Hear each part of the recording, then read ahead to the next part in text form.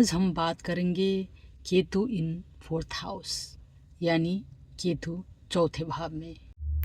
तो मित्रों, जिसका भी केतु फोर्थ हाउस में होता है, ऐसे लोग अपने घर से बहुत दूर चला जाता है।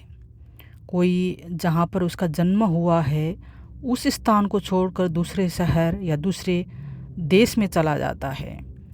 और ऐसा देखा जाता है कि ऐसे जातक अपनी माता से भी दूर हो जाते हैं। जहाँ उसका जन्म हुआ है उस स्थान को उसको छोड़ना पड़ता है, यानी अपनी माता से उसका इतना नज़दीक से रहने का मौका नहीं मिलता है, इतना लगाव नहीं होता है।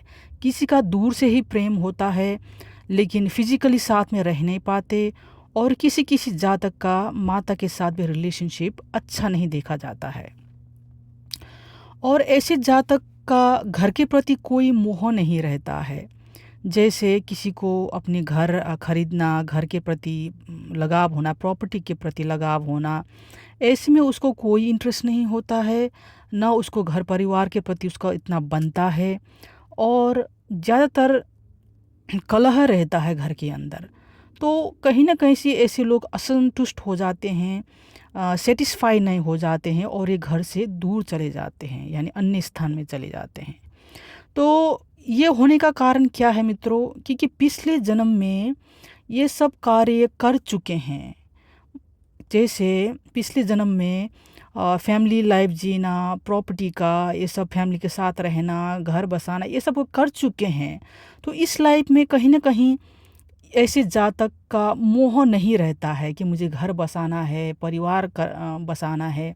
तो ये कहीं ना कहीं से अंदर से इस प्रकार की भावना या फीलिंग्स आ जाती है।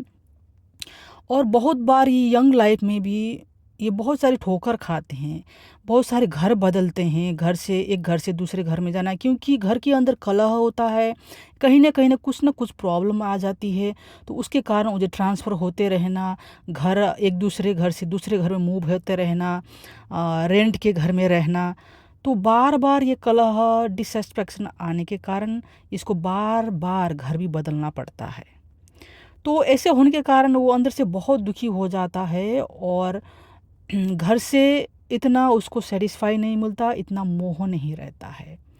और जैसे ऐसे जातक, जैसे उसकी उम्र बढ़ती जाती है, जैसे 40 कटने के बाद ये और ज़्यादा उसका मोह भंग हो जाता है घर के प्रति। क्योंकि घर के अंदर एक प्रकार का संन्यास टाइप का फीलिंग आ जाता है इन लोगों के अंदर, क्योंकि घर में इतना कलह, शांति, दूसरे मेंबर से विचार नहीं मिलना और बहुत सारे प्रॉब्लम आना घर के अंदर। तो इस प्रकार धीरे धीरे इनका मोह भंग हो जाता है अंदर से। और ऐसे जातक घर के अंदर बहुत आध्यात्मिक होते हैं। ये सब दुख झेलने के कारण ये धीरे धीरे आध्यात्मिक की तरफ हो जाता है। ध्यान, घर के अंदर ध्यान करना, मेडिटेशन करना, पूजा पाठ करना इनका स्वभाव होता है। और इसी कारण दूसरों से विचार न मिलना और इन्वायरमेंट के कारण भी ये लोग बहुत दुखी हो जाते हैं।